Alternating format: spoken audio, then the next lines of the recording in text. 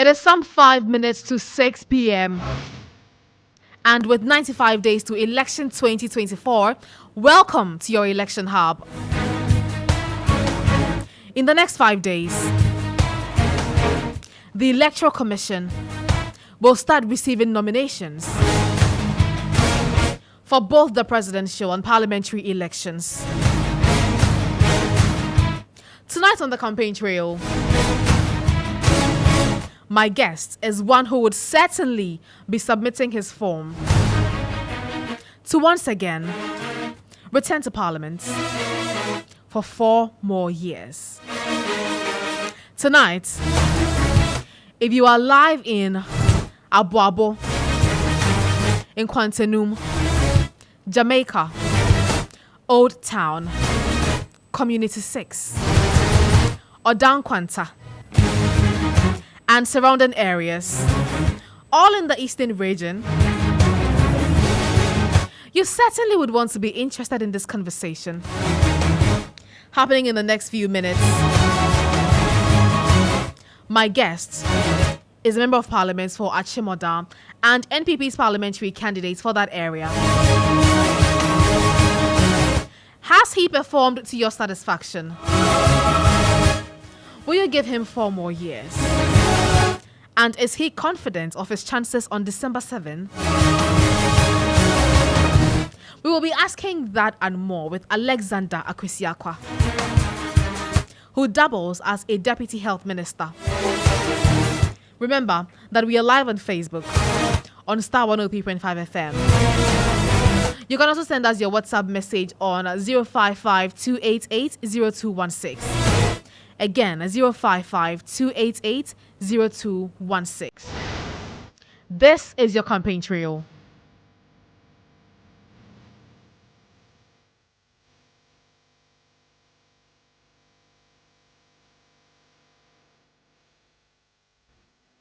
Thank you very much for joining us here on Star today. You're still listening to the campaign trail on your election hub, Star Fair. My guest is seated, and so we'll just get straight into the conversation. Honorable, thank you very much for your time this evening, and thank you for coming. Thank you for having me. Great. It's a pleasure being here. Absolutely. First time in your studio. Absolutely. Very good intro.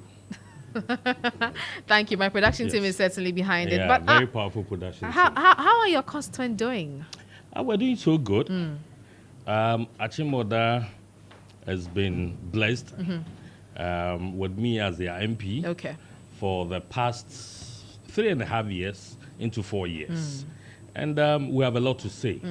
We have a lot to say. And that gives us a lot of confidence and the fact that we are garnering to have the highest in percentage votes in Eastern region. Once more, that is 90% of the votes. You're looking at 90%. winning over 90%. Yes. What makes you so confident? The last time we did 79.45, almost 80%.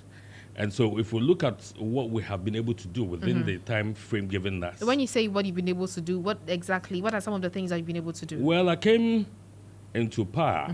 During campaign, I had 5 main promises.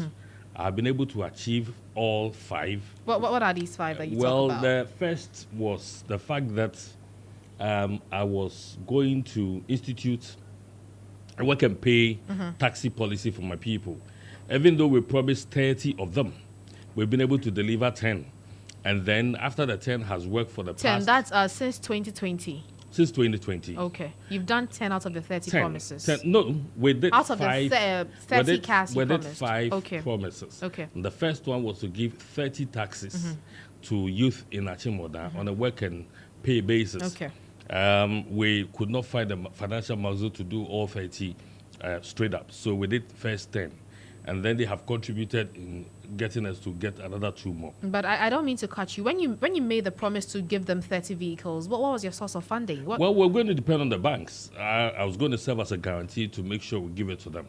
And you know the financial situation, the banks haven't been solvent enough to support us in such an initiative.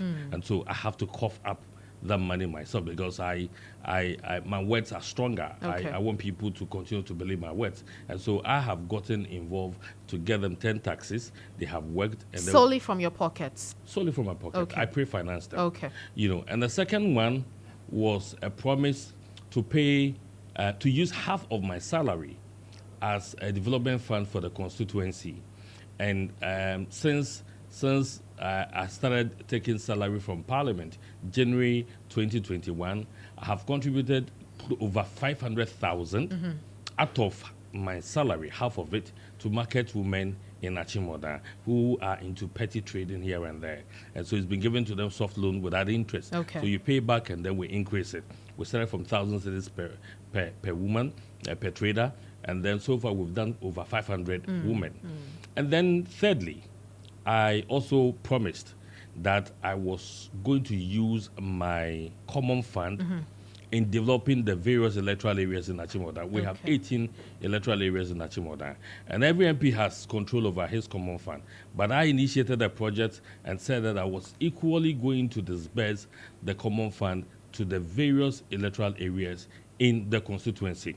I am glad to report that this has been so successful, and if you listen to our candidate, Vice President and soon-to-be President of the land, Dr. Mahmoud Bawumia, it has become one of his campaign manifesto issue. Okay. So Achimota is so proud that a policy, an initiative that started from Achimota has gained national credence to the fact that it's been used. And the fourth one is? The fourth one was the fact that I was going to do a health insurance policy for my delegates, that's specifically for my party people, the delegates, because in actual fact, if they had not had confidence in me to push me into becoming the MP, Achimota wasn't going to benefit from me. And so they also needed that kind of support.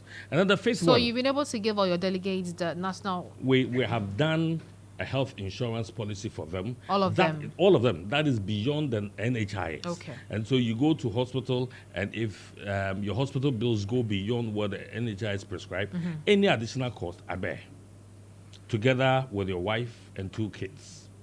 That is a big health policy for my delegates. Okay. And then the fifth one was to do a rice mill. That falls under one day, one life. I was explaining this afternoon somewhere. In your constituency? In my constituency. But why rice? Is that what you grow more there? Yes. If you look at Achimota proper, a portion of the constituents do rice. But you have just a portion. What is the percentage? Oh, you can look at about 30 to 40%. Okay. Yeah, the people in Nkwanta, majority of them majorly deal in rice. And then you have people beyond my constituency who we share bother with. Nyinase, Ofuase, all of them do rice. And there isn't any major rice mill there. And so I decided to establish the rice mill so we can have that big market. And it was going to also encourage people to go into rice farming, But that was going to be a government project, and I lobbied for it. The Indians came. They have done all the feasibility studies. But the debt exchange program that Ghana undertook made it difficult for the Indian exim to continue. So we are hoping that as we're able to sort ourselves out, they will come back to it and get it done. So out of the 4, out of the 5, you've done 4. Out of the 5, I have done 4.5. Because the fifth one, which is the rice mill, we have secured the land, feasibility studies have been done, the rice mill has not been planted. But because I wanted to keep faith with them, I again went into my pocket to get them a combined harvester, a multi-purpose combined harvester, which was one of the major necessity for the rice farmers. They had always relied on people coming from the north and machines coming from other parts of the country before they could. But I have bought them one, and it is actually serving them well. So I have done 4.5. Right. We'll get to your constituency again, but let's talk about your portfolio as a deputy health minister. Have you been following incidents in Kolebu Teaching Hospital lately? As in what happened 2 days ago, exactly. last week? And with what has been happening to the dialysis machine? Yes. The uncertainty that patients have had to undergo, accessing treatments from that hospital. You see, the issues of dialysis have almost become political. And as much as government does whatever it takes to make sure that Ghanaians or patients, renal patients, are comfortable, because of the condition, it becomes easier for people to infuse politics into it. I have had the opportunity of engaging some of them, and you clearly see that they actually appreciate what government does. But the fact that it becomes easier. And when you say what government does, are you pointing to anything specific? or is it with the provision in the NHIS? Yes, very recently NHIS made available some funds for the payment of renal treatment. Right. Yes. So that is what they are appreciative and that is a very big intervention that government has done. Okay. This is something that came out of the blue. And you see, in the past, we haven't given serious attention to these kind of conditions. So we had always thought that these conditions are meant for certain class of people. But now we realize that children and people who are not well-to-do are also getting involved, or they are actually suffering from this chronic condition. And that means that the nation must take care of them. And that is what we have started doing. But how are they appreciated when the management decides that we have a faulty machine, so we are closing the facility to outpatients without communicating to them? How are they appreciative of that? I haven't heard that one. You haven't? I have not. It hasn't come to my notice. What I know is the fact that there were issues with reagents. I mean, not necessarily the machine. The hospital later wrote to the populace and said that they had issues with clearing some consumables from the port. And that's what I call them reagents. Okay. When was that? When was this letter? About a month ago, if I'm not So too that wrong. has been sorted out. That has been sorted. That's what I'm saying, that you see, issues about renal conditions have almost become political. So at any point in time, there are people who keep it alive in the media. And so if you're not careful, you are going to close your eyes to what government is doing. But I can tell you, I mean, just as government is very particular about all other health conditions, renal patients are also being catered for. Okay, so we are certain that what happened a month ago will not repeat itself. It's not going to repeat itself, no. We take your word for it. Take my word for it. Now let's talk about the faulty elevators that we've had reports on in the news lately. Are you aware of that as well? Well, it came to light when the Honorable Akando unceremoniously went there. He wasn't wrong to do that. Do you acknowledge that? Well, you see, let's do things properly. Okay, but he says that as a ranking member on that health committee, he's supposed to perform oversight responsibility. So if he decides to pay a surprise visit. So what was going to be wrong? Or what would be wrong if he had actually informed Kolebu authorities? This is what I want to do. You are a ranking member, you've been dealing with the Kolebu authorities. He says he doesn't trust them. He doesn't trust the management of the facility. So what was he expecting them to do? He wanted to undertake the checks on his own. And so when he did the check, what did he see? He found out what he wanted to find out. That it had been done. When he went there, he said it wasn't done. It had been done. This is my colleague Benjamin. He was there. Yes. Before. But I had also spoken to the Kolebu chief executive. He told me the lift was faulty. It was done. The technician had come to. You hadn't seen that it was done. No, having been there, because you see, this is normal. It doesn't take a minister or a deputy to go fix a lift. That is why we have a chief executive. That's why we have maintenance officers. That's why we have people who are in charge of these issues. And so, I mean, if it comes into the media, I really want to find out. So I spoke with the chief executive, and he gave me the insight into it. That look, we had fixed it. The thing was faulty. We had fixed it. And the technician said, until Monday morning, nobody should use it because there was one other component that he needed to fix. That was when the Honorable Akando went there. I am not saying that it's too wrong for him to have done that, but just that, you see, from where we are, you do not want to cry wolf all the time, because when it comes to healthcare, we deal with confidence. Okay. You need to instill confidence in the people rather than running down the foremost health facility in our country. What is happening is that now when people are sick and you're referring them to Kolebu, because of what they hear, they think that is not the best place to be. Okay. But they cannot be entirely wrong, because I don't know if you are aware, as we speak, the radiology units and then the maternity units, the lifts in those departments are also faulty. Are you aware? The chief executive told me, he said that they are also under request. I mean, the technicians putting them together. This is a facility. Kolebu is a facility that is constantly under use. Okay. You have people, it's a very wide range of people.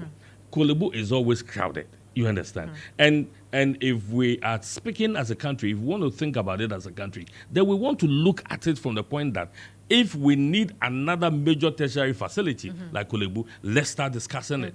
Because Kolebu has been in existence for how long? What kind of expansion have we had? You understand? So you do not make this government look bad as if we do not care about the people because Kolebu's left a sport. It is a maintenance issue. Is it more of the management of Kolebu or the government? What does government have to do with Kolebu's left? Tutuwaa.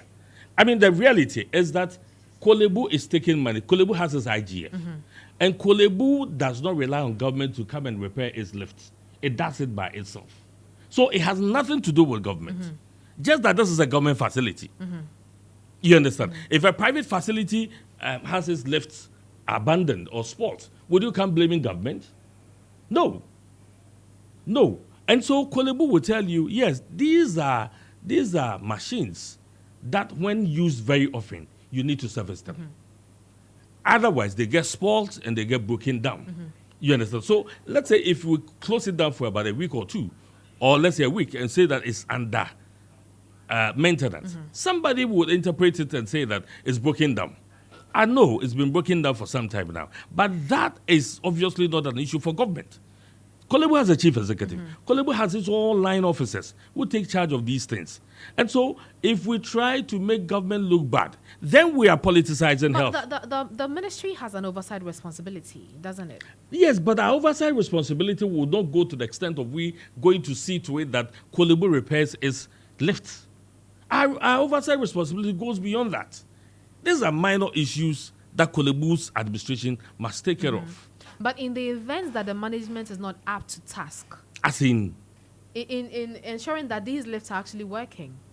Yes. Because in one breath, they say that the lifts have been fixed. In another, they say it hasn't. The reality proves otherwise. Well, the one that Honorable Akando stormed there to feature on TV is working now. Yeah, it is now. It's working now. But the remaining two?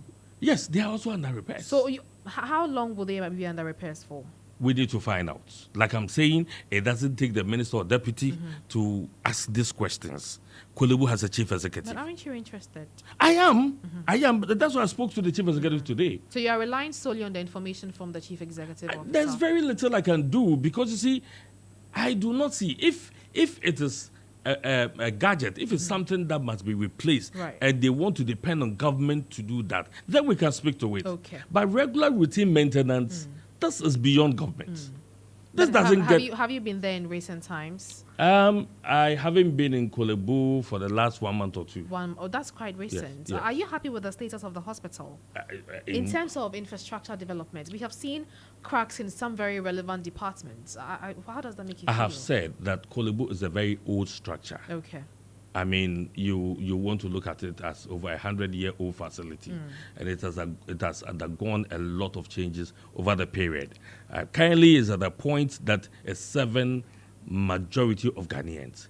If there are places that we need to renovate, yes, we need to work at it. So we cannot run the hospital down. I have said that healthcare primarily depends on the confidence you give it. If you really run it down, at the end of the day, I mean, when people are sick, I have been in certain hospitals that we are referring people to Kolebu and they say they won't go. But you see, you cannot get any better care. All the professionals, all the professors are there. That is where you need to be referred to, and they will definitely sort you out. Right. I mean, I understand that you want to leave things for the management of Kolebu to handle, but if the management is not performing as a minister, wouldn't you rather they are absorbed for a new management to take over? If we manage things that way in this country, then we're going to sack everybody. So what is the alternative? The alternative is that if there are issues, we ask questions legitimately. Okay. We do not hide under cover, like it happened in the case of Honorable Akando, just to go there and make the whole government look bad, and Kolebu as if they are doing nothing. You understand? So if there are issues, let's talk about them. And then we can see the efficiency or otherwise of the Kolebu administration. Okay. Now, during your vetting as a deputy health minister, you expressed readiness to handle issues with the mortuary and the funerals in the country. Share with me, how has that been for you? Well, I'm still in touch with the Mortuaries and Funeral Facilities Agency to ensure that certain airlines that they need to ensure that they have their work regulated and come up to speed is being worked on. It's all parliamentary processes, so you know how our parliament system works. So it takes a bit of a time, so we're still on it. But do you take time to visit mortuaries? Mortuaries? Yes. I haven't. Or are you scared to visit? No, I own mortuaries myself. Right. In Achimota? I own about 5-6 mortuaries in Ghana. What is your interest in mortuaries? I'm a serious mortuary, and that is why I was. My producer wants to know the name. I think he has some deceased people he wants to take there. And sometimes we go for stock taking. Okay. We go for stock taking. And so I follow the technicians, I follow the mortuary attendants to ensure. Sometimes you have to visit and see to it that it's kept, bodies are kept. Are you happy with the state of the mortuaries in the country? No. And that is why I said at my vetting that it's one area that I wish my minister give me permission to manage. And ever since I went there, there's so much work to be done, but because I made a promise, and rightly so, you're asking me about it. And so we have done some level of work, and we are hoping what level of what improvements have like the I'm saying, we okay. need some allies to be passed in Parliament to strengthen the mortuaries and funeral facilities agency, to make them stronger to act. And so I'm sure we'll get better. Would you be comfortable mentioning the names of your mortuaries to us? Ha ha ha ha ha. My producer lost his great grandmother recently. He wants to take care of it. Well, we have the biggest private mortuary in Ghana. Okay, located in which in region? Achimota. Okay. It has a capacity of containing over 4,000 bodies. Well-kept bodies? Yes, well-kept bodies is one of the most renowned mortuaries or morgues in Ghana. And then we have one in Kukwentumi. And then we have another one in Ashaiman. And then there's, which another one? I've forgotten. So they are across the country? Yes. Right. Napo has been making some very funny comments regarding mortuaries and mosques in the country lately. What's your take on that? Yes, I have also said same. That, mortuaries should not be a state business. Why would you want to come and take over our businesses? If government... You'd rather mortuaries are privatized? Of course. Government should not go into the business of running mortuaries. You understand? Yeah. These are not... government should just enact policies and pass laws to make sure mortuaries are well regulated and kept well. You don't need government to go into mortuary businesses. No. And so if you have a government that promises you that when you vote for me, I'm going to build mortuaries, it means that the government is bereft of ideas. That party is... I see. Yeah. What is your relationship with Baumia? Baumia? He is my candidate. He is my hope. Okay. I have so much confidence in him. Prior to he being selected as the flag bearer of the NPP, what was your relationship with him? I had a very good relationship. Because I know that you supported Kennedy Japan at a point. You know, or you heard? I heard. It's safer to say that. Every one of them came campaigning. And as a Democrat, we allowed everybody to campaign. Okay. And by the time the campaign... Ken had your support at a point. Well, I know where we are driving to. When he came to Achimota, we received him. Okay. We made sure he felt good. We gave him, a rousing welcome.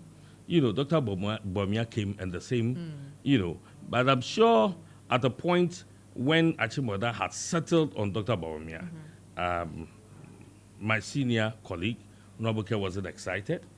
And he said certain things on your studios.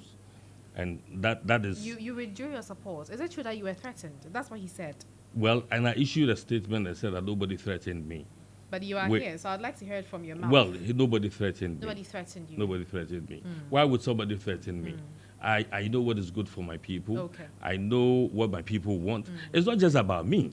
I can decide I'm supporting A. If my people tell me they want B, there's very little I can do. I just have one vote. You understand? Okay. I just have one vote, and that's it. Okay. And my people's support for Dr. Bawumia is awesome. I mean, right after we had delivered the campaign manifesto in Takrady, he decided by the next day, Monday, to stop Achimota. Okay. And you should see it. I mean, the videos everywhere. Dr. Bawumia spent 2 days in Achimota because he was so excited and was well received. You don't think that come December 7th, the voting will be done in a skirt and blouse manner? You don't think so? Where? In Achimota. We are giving Dr. Bawumia 90%, just like they are giving me 90%. And we have told the people, I mean, they have really benefited from me ever since I became a deputy minister. That is you, but as a government. I'm part of the government. That is on the constituency level, but nationally. That's what I say. I'm part of the government. And I'm leading the campaign in Are they happy with the NPP administration? They are. If Achimota is the only constituency going to determine this election, we are going to win 90%. Because you see, I came to power with all these promises. And then Achimota has suffered the serious mishaps in all constituencies. 5th April 2021, we had a major rainstorm that ripped off over 13 to 14 classroom blocks. Okay. As I speak to you now, all have been fixed. By the 13th of September, the major market in Achimota, which is over 100 years old, got razed down by fire. Okay. As I speak to you now, it's been done, and it's become the most modernized and biggest market in the whole of Eastern region. It's been done. Okay. We have had most of our roads started. We have had a share of the drip machines. All other government interventions that every constituency has had, we have had. Okay. And the market women in Achimota, which is the main business area in Achimota constituency, are so much proud of this government, because when their wares got spoiled, this government contributed over 4.1 million Ghana cedis to them. It gave it to them to restart their business. Right. And that is what is making us promise this government 90%. Nothing is going to change it. So there's one interesting tourist attraction in the Achimota constituency. That's the Big Ada tree. That is not in my constituency. It used to be. Okay. But when the redemarcation was done, it happens to be in the Asane Manso Akroso constituency. Right. Then I can't ask you. But no, you can't. I can't. You can't. You're just trying to be smart. You can't. Which is okay anyway. But you say that you have given taxi drivers some work and pay vehicles, about 10 of them. Tell me about the state of the Asamankese to Achimota Road. Well, it's been tarred. We have had the roads from Asamankese to Achimota to Akroso well tarred. And then beyond Akroso, there's a contractor on the road now. And then we get into Achimota, we have had about 16 kilometers of asphalt road. So the CBD, the Central Business District of Achimota, is fully asphalted. Yeah. When are we likely to see the completion of the road? Before the year ends? Yes, I'm sure before the end. That you're sure? Because I was just telling you before you went on air that I'm not from Achimota exactly. I'm from the next town. That's in Inase. My father complains bitterly anytime he has to travel because the roads are always bad. So if you are stating... When was the last time you were there? I was there 2 years ago. 2 years ago? Yeah. Probably we may have had issues with the roads. And so now... But my father was there a month ago. And what did he say? He still complained. Which parts? He said between Asamankese and Achimota. No, it can't be between Asamankese and Achimota. It is between Akroso and Manso. Okay. Just a stretch of about a mile. Okay. You know, beyond that, you have good roads, and then you get to Oda proper, and then you are going into Ponkomas constituency. Which is my hometown constituency. Certainly, you have very good roads tied to Inasi. Right.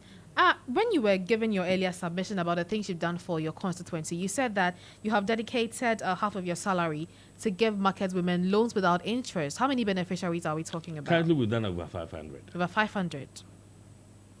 500 market women. Okay. And the least amount you say is 1,000 1,500. Okay. Yes.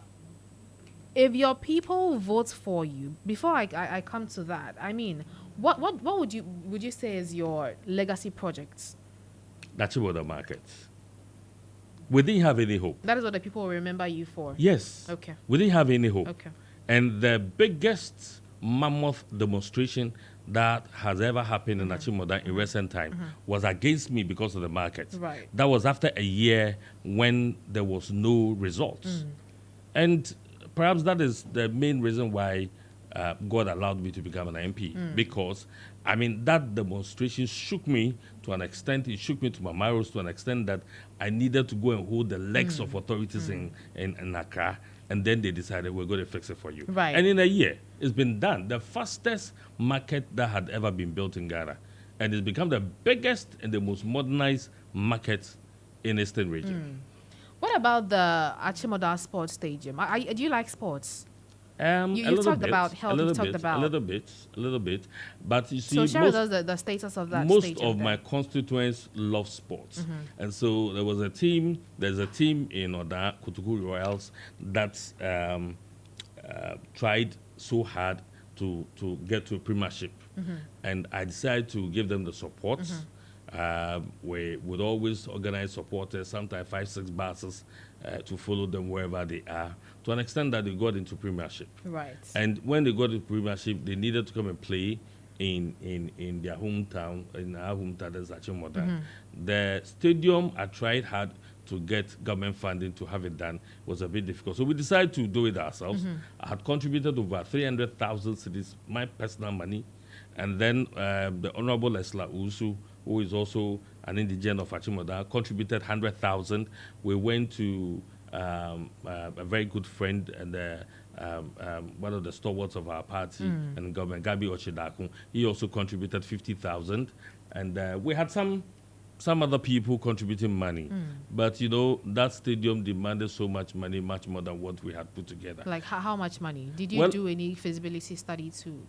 Well, initially, the administrators of the team thought that we could work with about 1 million cities. And so we said, okay, if we're doing half of it, half a million, let's start something and see where it gets to. But did you really start something? Oh, yeah, we did. We've done some work, but it couldn't get to the standard where they could start playing. And so finally, ultimately, they had to get out of premiership. They did, and the work is stalled. But at least everybody knows that we contributed. Right. Now, the former member of parliament for that constituency, that's William Ejapon Kwetu. What's your relationship with him? Very well. Very, very well. So he's been supportive? Yes. I mean, very recently, 2 weeks ago, when Dr. Bawumia was there, he was on stage with me. He promised the people that, look, I mean, we're together. I have promised 90%. Nobody has ever done it in Achimota. But he is sure that because he has this popular adage, say if you want to walk alone, if you want to walk faster, you walk alone. But if you want to walk far, you work with people. And now that I have declared that I want to do 90%, he sees that I'm willing to work with people. So all of them are ready to support me to do the 90%. Very splendid relationship. Let's take a break and let me take some comments on social media for you. So this is Kwejofiagbe. He says, Ghana, eyewitness, I work with that. Let me move away from that. Now, Farmalex says that how can you fix something and left with a component? If the elevator is fixed, why will a technician curtail people from using it? People are not too satisfied with your response on the Kolebu issue. Yeah, because it was fixed over the weekend. And as much as with two more elevators to be fixed. Well, yes, but the very one, the very busy one, was what he concentrated on. Okay. So over the weekend, he had done the work, but he needed to fix some other components. So he said that they shouldn't put it into use until Monday morning when he would come and fix it. Right. What do you love most about serving the people of Achimota? They are very appreciative. They are very appreciative, and they're very indulgent, and they make me feel good, and it pushes me to do more. It pushes me to do more, because at the end of the day, once you have people appreciating what you do, I mean, you want to do more. Right. So, in wrapping up, we are headed for the polls. Unfortunately. We are wrapping up shortly, but I wanted you to talk to your constituents, because I mentioned a number of communities that are tuned in, listening at the moment, and across the country as well. Why should they retain you? Well, they should retain me because... And before that, will that promise that you have made to complete that rice factory be materialized before Well, give us timelines for the completion Well, of I'm the sure to project. go into our next term. We can do it before elections. Okay. But for my next elections, one of the things that I have set myself up to do is to ensure that we renovate the Oda Government Hospital, which is close to 100 years. Okay. All the other constituencies surrounding Achimoda have benefited from Agenda 111. We have a very big... Do you have Agenda 111? No, we don't, you because yet. we have a very big hospital, Achimoda Government Hospital. And that's enough to serve everybody in that area. Oh, yes, yes. I mean, before Agenda 111, all the other adjoining districts would served as a referral center for them. Okay. You know, and so what we want to do is to ensure that we put a facelift to it, make it look very, very modern. And very fortunately, I'm at the health ministry, so we've actually started working at it, and very soon we are going to get contractors on site to start working. Okay, I'll let you have the last word, but my producer is asking me this question. He says that your key contender in the parliamentary primaries was disqualified, and he accuses you of being the master brain behind it. How do you respond to that? Well, he needs to grow up. You thought he was being childish? Yes, yes. I mean, he needs to grow up. He needs to grow up. This game is not a game for the feeble. It's not a game for... So he was feeble? Yeah, of course. I mean. Very unfortunate. But, Anna, tell us, I mean, tell the people of your constituency why they should vote for you. Those are your final words. Like I said, the last elections, we were able to gather 79.45 of the votes, the highest in Eastern region in percentage votes. We also gave the president the highest. And because of that, I mean, we've been able to, you know, endear the hearts of authorities. The recent reshuffle that came, we benefited from a deputy minister's position, and they know what I've been able to do with the deputy minister's position for the past 3 months or 4 months that we've been in office. Now we are telling them we are doing 90%. That 90% obviously would elevate us, and so we're asking them to follow us, give us all the support, so that whatever margins we get can be used as a bigger bargaining chip, so that we can get to places to support the constituency. Okay. Talking about percentages, you would you're eyeing 90%, right? Today here, the national chairman of NDC was in my constituency, and there were a handful of people following him. Did you see visuals from there? Oh, yes, yes, yes. They sent me visuals. Very handful of people. And, you know, for the first time, we won Achimoda Zongo in the 2020 elections. It used to be the domain of the NDC, even within, from the Safo Mafo's time. During my time, we broke the jinx. We won Achimoda Zongo. And so it has pained them. And so the national officers now want to come, and the only competition that they think they have with us is just with Zongo. But this time, we're going to beat them to it. Zongo has 5 electoral areas. Because you think you've been fair to the Zongo people? Yes. Okay. Yes. For the first time, we've been able to give employment to the youth in the Zongo. For the first time, I mean, we've had very good relationship with the Zongo clerics.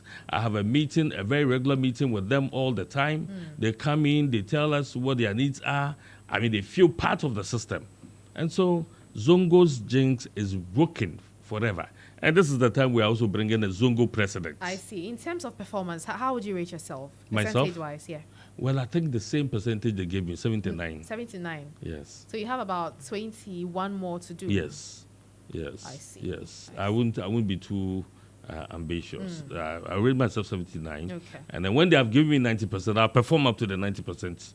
If they give you 60, you do 60? They're not going to give me 60. No. They're not going to give me 60. We're not coming down. You're very confident. Yeah. I know what works we've done. Right. Thank you very much for coming. It's been an absolute pleasure. You are still listening to the campaign trail, and I've been engaging a member of parliament for Achim Oda, Alexander Akwesiakwa, who doubles as the Deputy Minister of Health.